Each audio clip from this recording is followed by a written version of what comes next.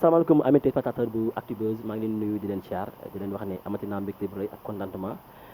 di leen présenter seen émission bi nga xam ne mooy débat du jour boo ko déggee nag ay ndaw lañu di waxtaan tey nag ñu ngi fi nga xam ne mooy Guédiawaye fekk fii ay ndaw ñu nar waxtaan bu yaatoo yaatu à ma droite dama ci gis sama jigéen maa ngi siyaar soxna si. maa ngi delloo ziar bu wér a wér. tur bi naka la. tur bi Mame Astou la ñu gën ko xam ci Plume Blanche. Plume Blanche. Blanche. lan moo tax Plume Blanche. donc tur bi nekk na tur boo xamante ne choisir ma ko saa bopp parce que dama nekkoon xale bi yàgg di bind intéressé wu lépp ci luy lecture luy aar loo xamante ne ci wàllum wax la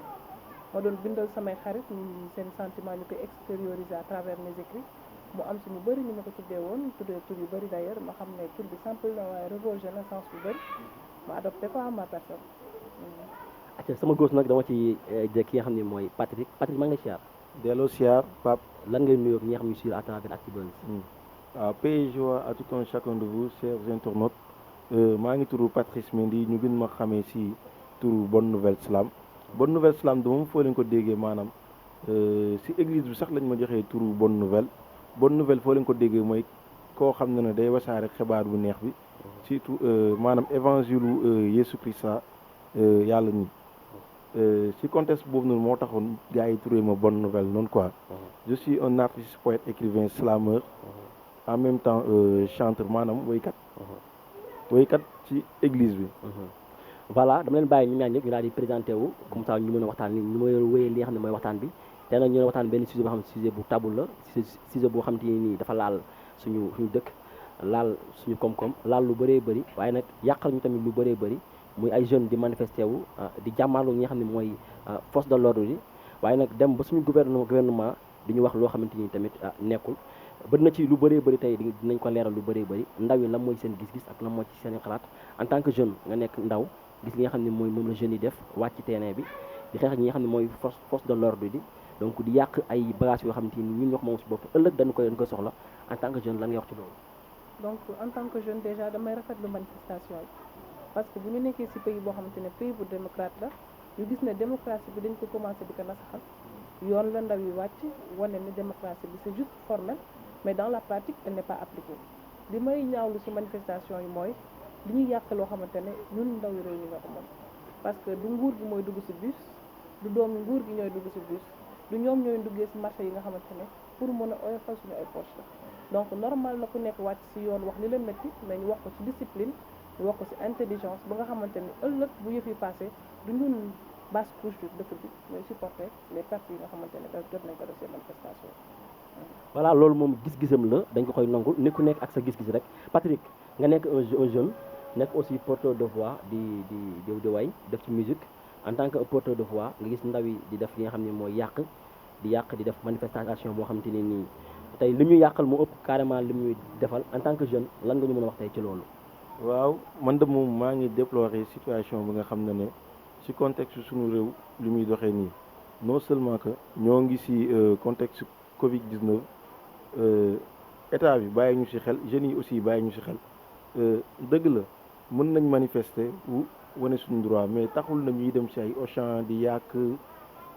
di jël ay biens yi nga xam ne mel bu ñu fàtte ne Auchan yi suñu papa yi suñu yaay yi suñu mag ñi ñoo fay liggéey te tey gii ni Auchan bu ñu yàq ni dinañ xañ ay emploi yu station Total yi lépp ak lépp man je suis d'accord bien que ñuy marche mais fu ñuy marche dañ ko teg ci discipline ci yar ak ci teggin tey gi Sénégal ana suñu jom ak fulla ak kersa te marché yi lu ma ci gën a mit ay xale yi am 15 ans laa ci gis mais loolu surtout ay élèves aussi maa ngi def benn appel bu solennel parents yi pour ñu mën a téye seen doom yi parce que ñu ciy dee ci marché bi ñëpp suñuy raq nañ ñii suñuy mag nañ mais la te policiers yi tamit nañ xam ne ñun ñi civil yi seen i raq nañ seen i mag nañ te civil yi nañ xam ne policiers yi nekkuñu seen i ennemis seen i frères kese nañ comme loolu laa amoon lu may wax quoi. tey fu may taxawee yow sax foofu la mooy tey est-ce que tey neex na maanaam policier wàcc ci terrain bi di jàmmaarloo ak ñi nga xam ne mooy ay rakkam ñi nga xam ni ñoom lay jàmmaarloo est-ce que loolu policier neex na ci xol neex na ci moom.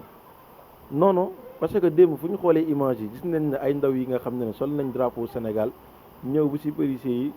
di yuuxu suñu société yëngatu na j'aime mon pays ñëw saafanteeg policiers yi image yooyu bi mu ko gisee damaa doon jooy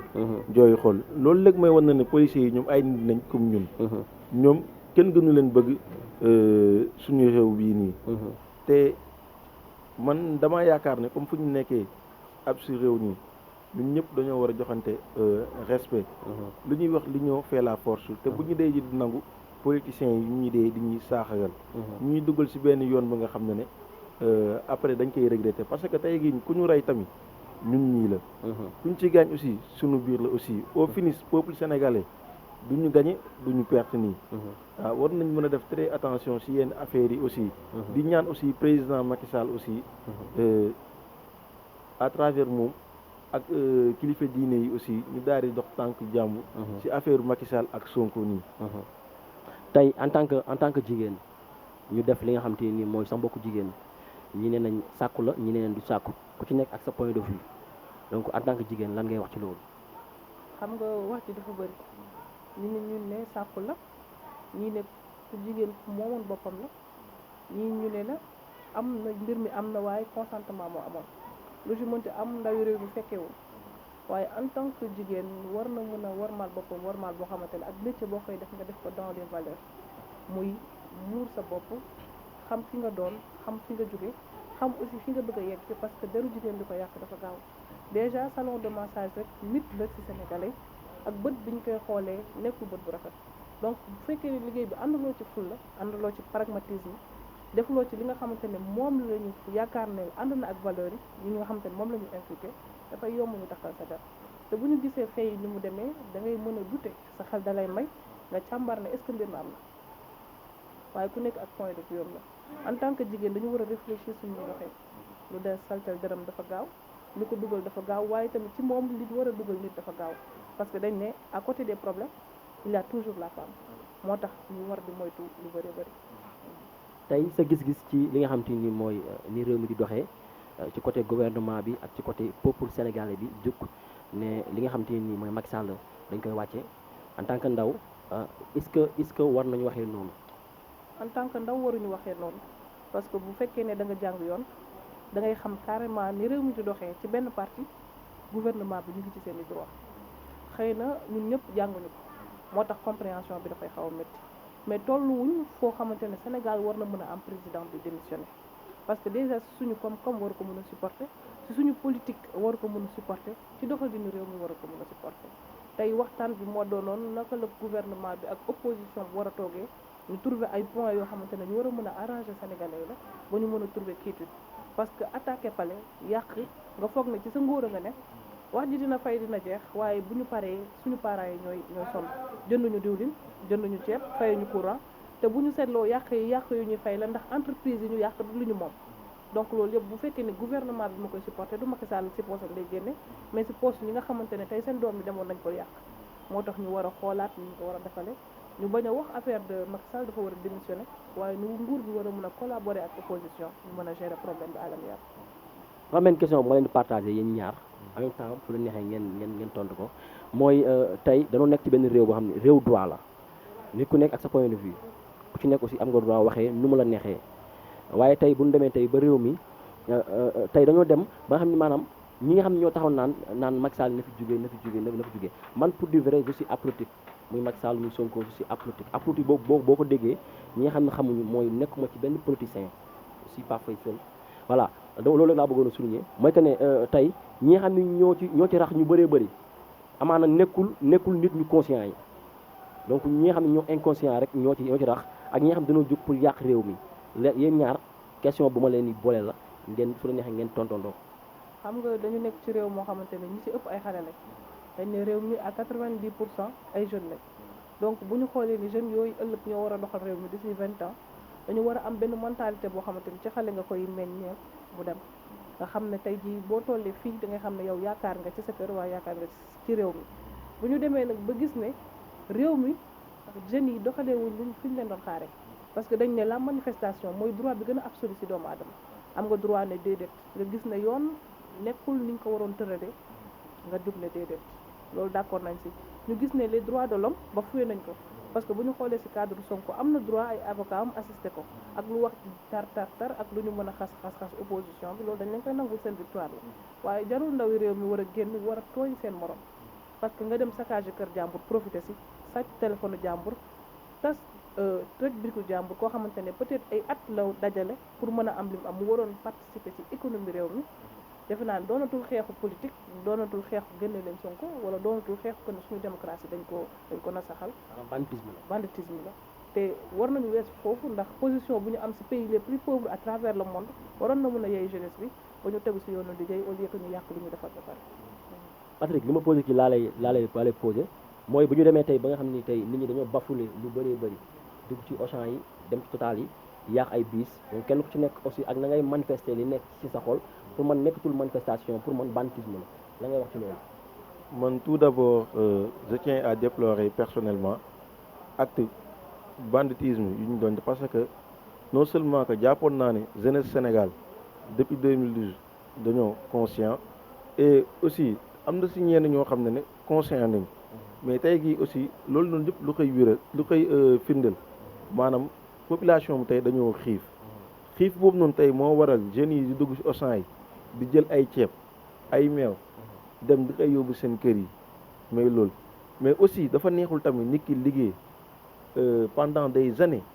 ñàkk jëriñu créer benn entreprise bàyyi fa ay sénégalais ñuy liggéey ay jeunes du ma ne sax ay jeunes ay bandits ñëw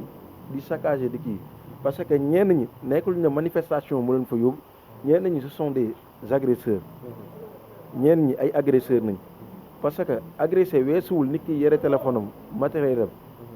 nga koy daal di këpp di jël carrément beneen affaire yi ci problème Sonko man gis naa ne carrément dañoo bafouer ay droit parce que Sonko lu mu bon avocat yi war nañ ko mën a assister si bu mu demee wuyu juge bi mais waruñu téye avocat am ci bureau juge bi doyen xawma de juge bi ñun ñu ko tant que doyen des juges d'instruction te autant que avocat mi kii assisté wuñu ko te beneen affaire tamit bu may déplorer aussi toujours waxoon naa ko dinaa ko waxaat sénégalais encore une fois de plus ku si nekk am nga parent policier wala magu homme de tenue wala rakk homme de tenue wala papay homme de tenue ainsi de suite ñun ak homme de tenue yi benn nañ carrément dañoo ne un peuple un but une fois carrément man damaa jàpp ne homme de tenue yi nekkuñu suñuy adversaire nekkuñu aussi suñuy ennemi te démb wane nañ ko carrément gis naa ay homme de tenue yi nga xam ne ñoo ngi doon jooy ci situation réew bi nga xam ne neexu leen comme lu ko sànq astu waxee nii man Macky Sall waxuma mu démissionner carrément je ne le souhaite pas mais war na trouver benn consensus bi nga xam ne war na mën a réunir opposition yi ñu daal di def comme dialogue bu mu doon woote noonu heure bii nii la ko sénégalais yi gën a soxla ñi kaar le cas de Sonko nii ñu daal di toog def benn dialogue bi nga xam ne ñu xool lu ñuy trouver benn solution bi nga xam ne réew bi jàmm daal di si ñu si dellu soit parce que Sénégal benn bopp la kenn mënu ko xar ñaar carrément kenn mënu ko xar ñaar kilifa diine yi aussi maanaam ñu nekk ci jàngu bi ak murit yi xaadir yi laayeen yi ñëpp maa ngi leen di woo sëriñ yi ak kilifa diine yi bu daal di wax ci affaire bi nii ñu jéem a xool li ñuy trouver jàmm parce que seetlu naa Sénégal kilifa diine yi fu ñuy waxee rek tension bi day apaisé wu carrément te aussi ñu mën a dox tamit ci tànku jàmm point de vue am la moom en tant que jeune damay bëri fin rek benn affaire mooy ki nga xam ne mooy ministre de l'intérieur defoon su ma jumu démb la woon def li nga xam te ni benn sortie yi mais tey soo xoolee discours bi mu def yëpp li mu wax ci français traduire ko ci olof benn amu ci parce que soo xoolee moom dafa mel ni comme si que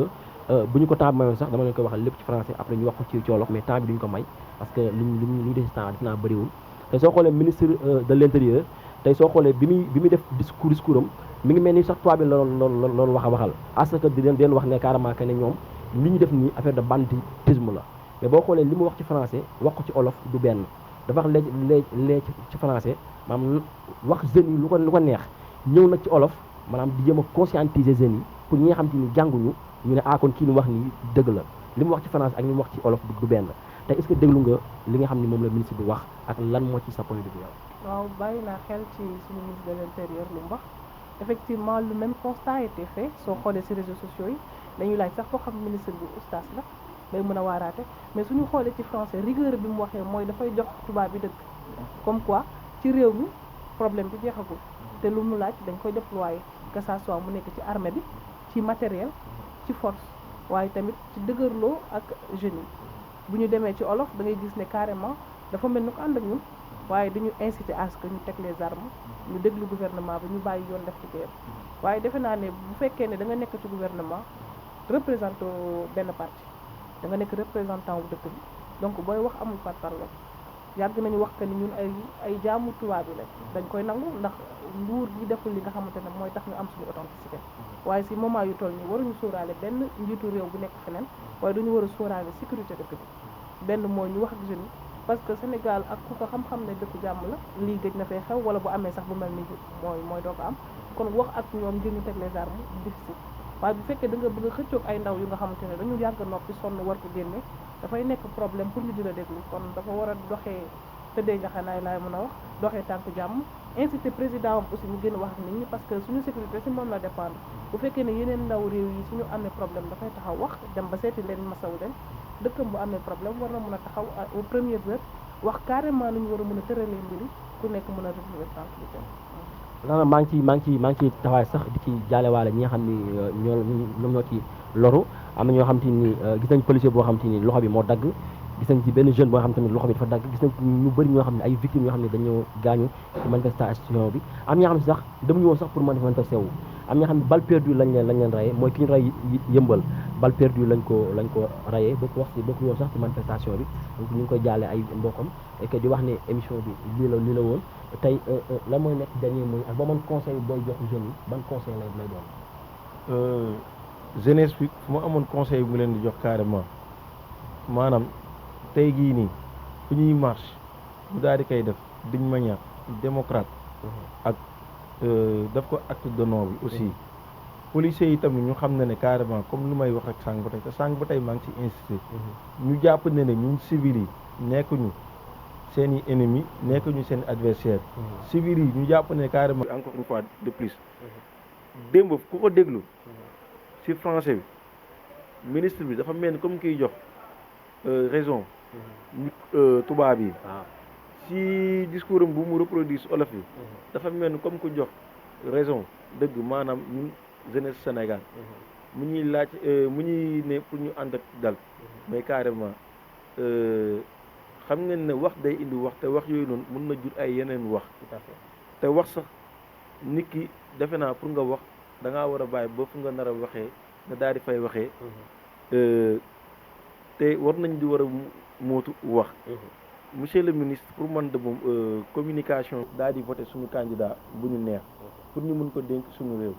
wasalaam. Astou la mooy nekk dernier kàddu yi. bon dernier kàddu yi mooy damay inciter les jeunes ñu gën a xool seen doxalin parce que quoi qu'on puisse dire la démocratie elle est élective